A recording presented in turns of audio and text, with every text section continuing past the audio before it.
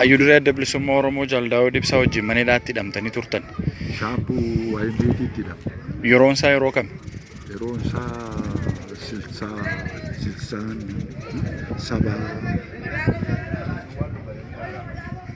sabaa wanta bare. Maaltu ta'e achitti mee taate yeroo lukki isaanii rasaasaan rukutamu achi jirtu jedha. Yeroo rukunni arsaasaan miilli isaanii rukutamu sana haati isaanii jirti. Haati Jaaldaawud jechuudha. Eertuu mataan ishee shaashii fakkaata. Isheen gaafa sanbata guddaa biddeena nuufiddi. Gaafa biddeena nuufiddu ammas daabboo kana daabboo qamadii kana ammacii garbuu kana biddeena kana baattee dhufti. Isaa waamanii balbalaa waamanii ennaan poolisattiin immoo amaaraadha. Akkas gama mirgaa teessi ennaa akkas baanu gama mirgaarra teessi. Sana booddee Daawudii jedhamu yeroo sana Firoo Ibsaa jedhama. Yeroo sana ennaan ani beeku Firoo Ibsaa jedhama. Onnaan ni dhaqee waamnaan fudhannaadhaaf ennaan ni ka'u rukutte xiyyiidha. Maaliif rukkutani gaa? Fayyaadhuma maal godhee ennaan rukkute. Egaa kan isaan rukkutanii buduriin tokko jira. Gaallaa Gedaayii kan jedhamu.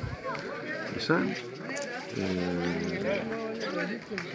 Balaayii Tasammaa ilma Baqqalaa Waddeetii shukkaadhaan ajjeese.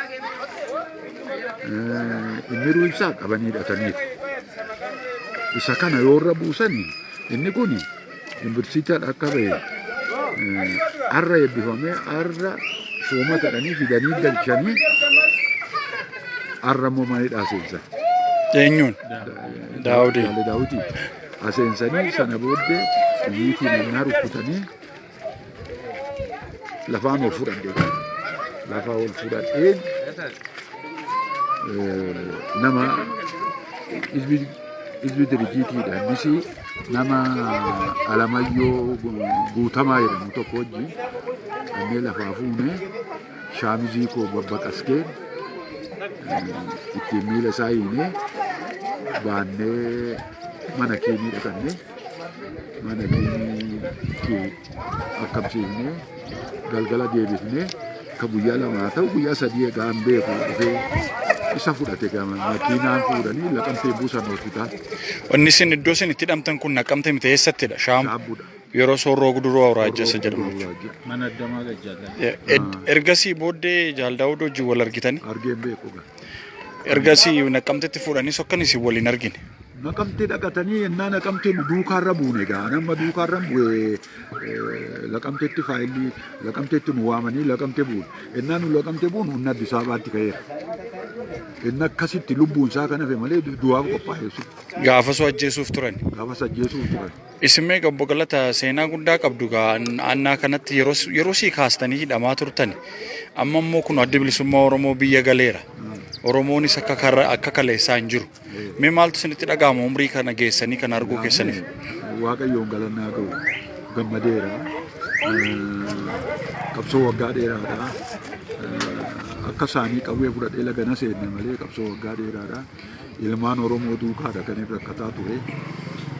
Isa hidhanii iskisuu irratti, isa laga jiruuf galaa laachuu irratti, isa caakkaa jiruuf arsaasa laachuu irratti, amma qawwee koluqqaasee laachuutti kana godhee amma umurii yoonaatti duukaadha mataa galaan ture. Gaafa Miggaabitti 18 barana gaafa Abiyyi silxaana qabateedhanii gaafa isin hirriba koora edda siinan rafaa silaamoo deemee dhaqee yuunan ilaala namicha yuunan haasofsiisaa ofii koo dadhabaa waan hin ta'eef malee amma kana gammachuun natti dhaga'amu ammas hin jedhamu. Amma isaan beeku. Mee dhaloota kanaaf maal dhaamtu akka odeessa qabutti mucaan keessanii miseensa waraana bilisummaa Oromoo ta'ee jira. Isinirraa darbee dhalootarraa ammas qabsoon kun dhaloota taanutti darbee jira. Dargaggoonni immoo isinirraa baratanii maal godhuu qabu jettu? Ani mucaa kootti himeera. Mucaa kootti kan inni hime seenaa Waaqoo guutuuti. Yoo dandeenye hundee isheen buqqifna. Yoo dadhabne immoo ijoollee itti guddifnaa jedhan. Ofii koo ennaan dadhabee amma dadhabbii kootiin